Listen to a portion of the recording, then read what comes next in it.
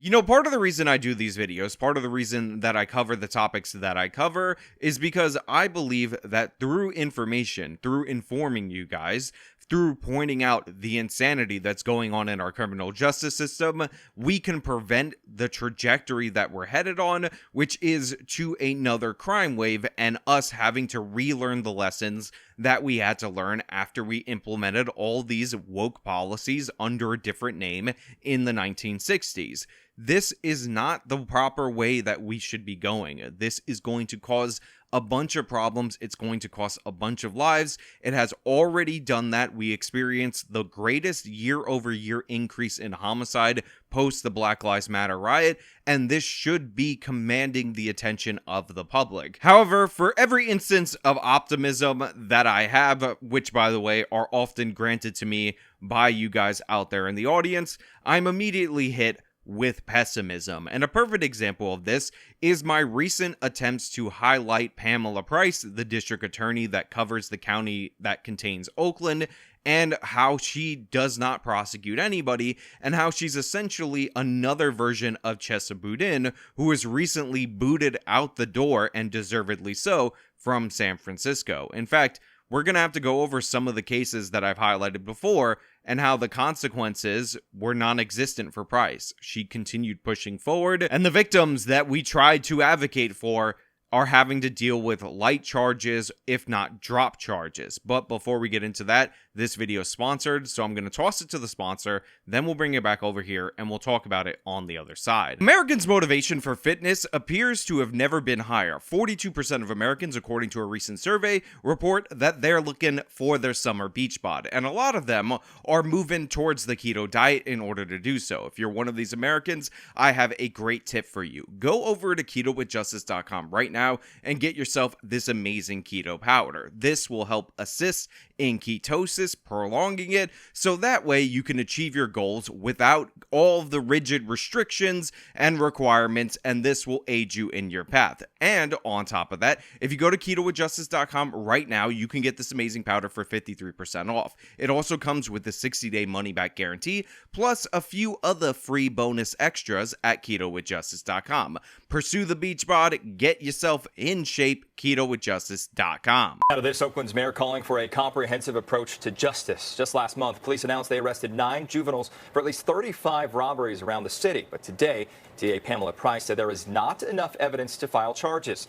New at 10, KTVU's Amber Lee joins us live from Oakland with reaction. Amber. Greg, Oakland residents tell me they are very concerned about crime and public safety, but they have different reactions to DA Pamela Price not filing charges at this point. Now, if you'll remember, recently on this channel, we actually talked about a meeting in Oakland where residents absolutely freaked out over the rising crime and over the complete dereliction of duty from the district attorney's office, and of course, that was Pamela Price. Now, I said specifically in the video that I sympathize with the people who are in fact outraged by Pamela Price's lack of prosecution. However, based on the fact that she didn't even bother to attend the meeting, and based on the fact that we ended up with a weak response from the representative that he was going to write an email that said, "Hey, Pamela, please do your job." And Kolb says he will push for more consequences. If they're committing these violent crimes repeatedly, we can't just say, "Oh, please don't do this again." We have to catch them and create consequences. And we'll send another email letter to the district attorney talking about this very thing. I knew that this was not going to result in anything being done. And it turns out the district attorney's office is not doing anything related to the case, because although we have arrests for 35 robberies, a spree robbery in this instance, and the assault of a woman caught on video, DA Price has decided that, you know what, charges, not going to do them, not interested in them, and has dropped the charges because all of a sudden she's got no evidence. I mean, one of the crimes is caught on video. We highlighted it. It was this woman being attacked. Again, caught on video, but Pamela Price can't make that prosecution happen, or more accurately, is not interested in doing so. so the charges were dropped. The 2 carloads of suspects seen robbing a woman in Oakland's Trestle Glen neighborhood were recently arrested and accused of nearly 3 dozen robberies in Oakland, Piedmont, and El Cerrito. But Alameda County District Attorney Pamela Price says the 9 juveniles, the youngest is 12, have not been charged, but that the cases are still under investigation. She says the police department has acknowledged that there was not sufficient evidence to charge any of the juveniles. So I can't stand Pamela Price, obviously, and of course she's saying, oh, well, even though we arrested all these suspects, and we're not charging them, don't worry, the cases are still pending, because what she's gonna do is say that it's pending for the longest time, and then drop it. And of course, she says, oh, I'm not the only one who says there's no evidence related in this case. I mean, ignore the fact that the local news is showing the crimes as B-roll, the evidence being put forward for you guys out there in the audience, but it's also the police department who made the arrest, saying that there was no evidence for the arrest. Now, I don't believe that. Pamela Price is a liar. I believe that she's lying, and she just doesn't want to charge these youthful offenders, because I don't know if you guys know this, and by the way, this is not just a joke from me,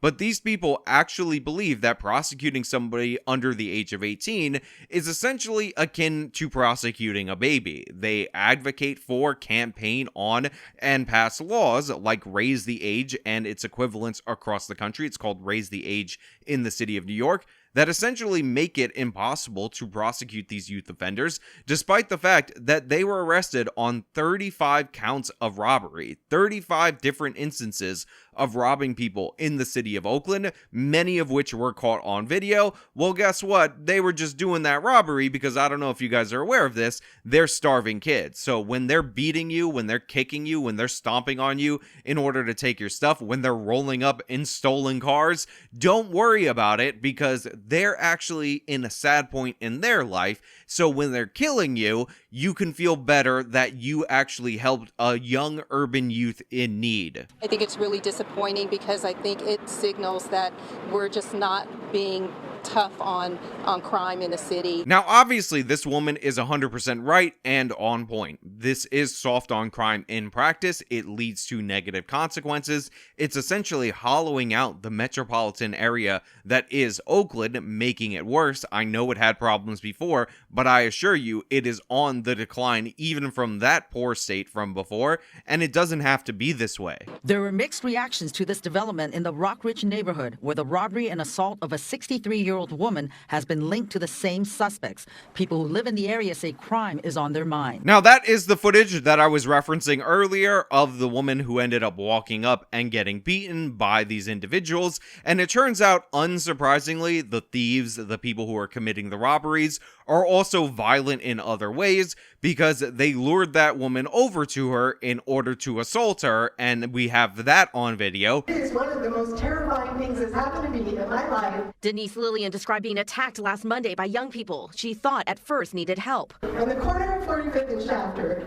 down on the pavement, punching me, kicking me, dragging me through the street. But also, stunningly, Pamela Price just can't seem to find the evidence to charge these individuals. I mean, there's video of the crime, you and I can see it, we can watch the video, we can say, hey, those guys were in the video, we should charge them with their actions as seen on the video, but Pamela Price says, listen, you don't understand. The threshold for evidence is essentially, after they're caught on video committing the crime, they have to look directly into the camera with their ID and their social security number and a passport, and unfortunately a lot of these urban youth don't have passports, and say, I committed the exact crime 5 times in a row. And if they say it 4 times in a row, then Pamela Price can't charge them related to this, because there's just no evidence. What even is evidence? What even is standards? Pamela Price doesn't know, and more importantly, she doesn't care. She just wants to let these criminals off. And what message does it send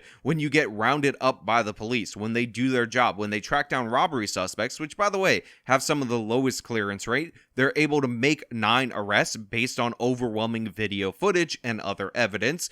The charges are being submitted to the district attorney's office, and the district attorney says, nah, you're free to go. Don't worry about it. Do it again. Go on the robbery spree again. Maybe even kill somebody next time It's totally fine. And by the way, we will be covering a story of Pamela Price soft charging a murderer who killed somebody who worked at Home Depot in the very near future. There were mixed reactions to this development in the Rockridge neighborhood, where the robbery and assault of a 63-year-old woman has been linked to the same suspects. People who live in the area say crime is on their minds. Here on College Avenue, there have been incidents. Just now there was a break-in of a car. This woman says she didn't vote for Price, but she says she's reserving judgment. Definitely not just let back out on the street, but bring the families in, bring them in, find out what's going on, and get them some support and help in their lives. So I like the fact that the local news is telling us that there's mixed reaction from people in the public. I like the fact that they're like, oh, there's a debate going on in the city of Oakland and they're concerned with crime,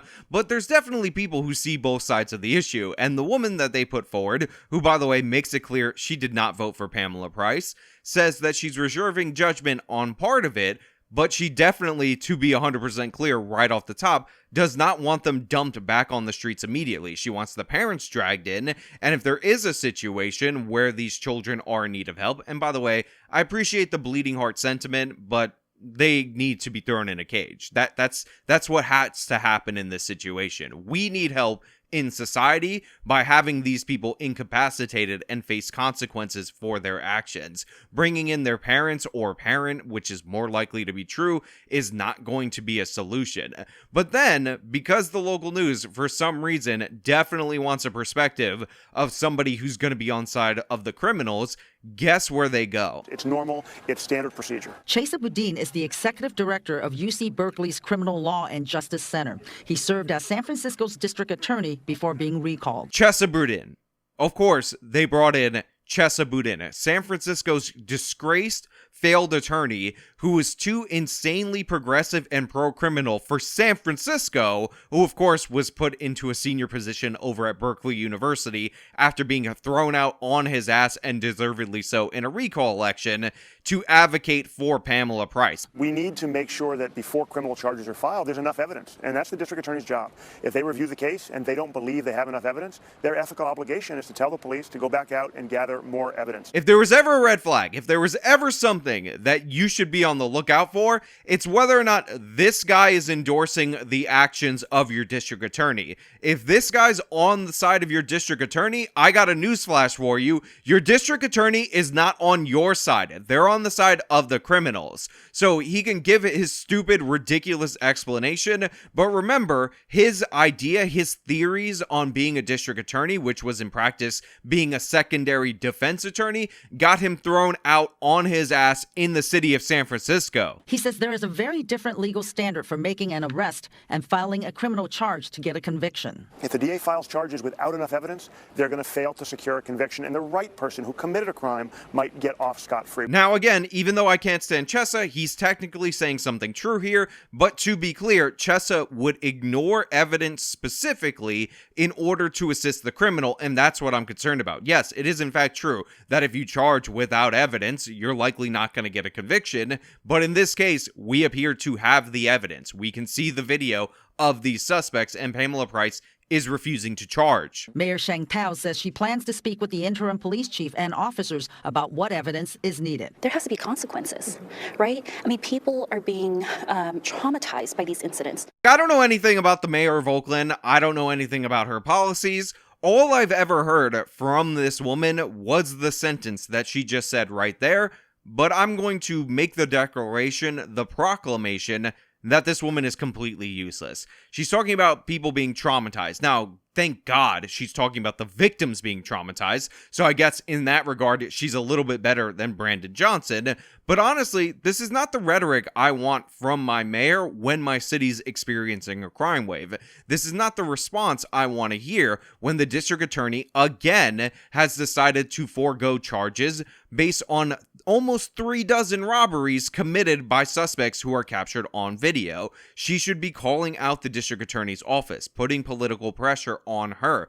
Obviously, something is afoot with Pamela Price based on her track record. Remember, the only thing that Pamela Price ever advocated for with any amount of strength was for that triple murderer that we covered in a previous video. And if you'll remember that story, Delonzo Logwood was accused of murdering somebody in a carjacking, was accused of murdering somebody for money, and was also accused of murdering a state's witness, and Pamela Price decided that it would be appropriate to drop the murder charges and secure a plea of just manslaughter and a sentence of 15 years. This was so outrageous that long-term judge and former prosecutor in this same area rejected the plea deal, and Pamela Price decided that going forward, she was going to use a maneuver in order to prevent this judge from hearing any cases going forward. Now, I reported this story. I praised the judge for standing strong because, again, with the way that sentences are actually structured,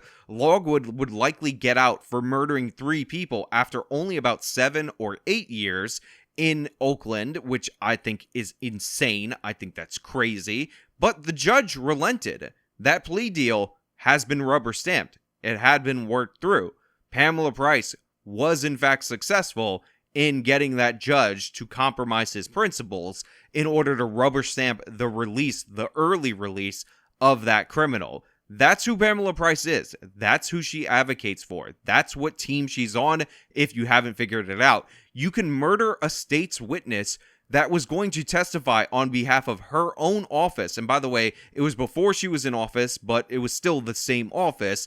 And she'll cut you a sweetheart plea deal that, with the time served counting double of you awaiting in jail, could see you released as early as only serving about 7 or 8 years for this crime. It's absurd.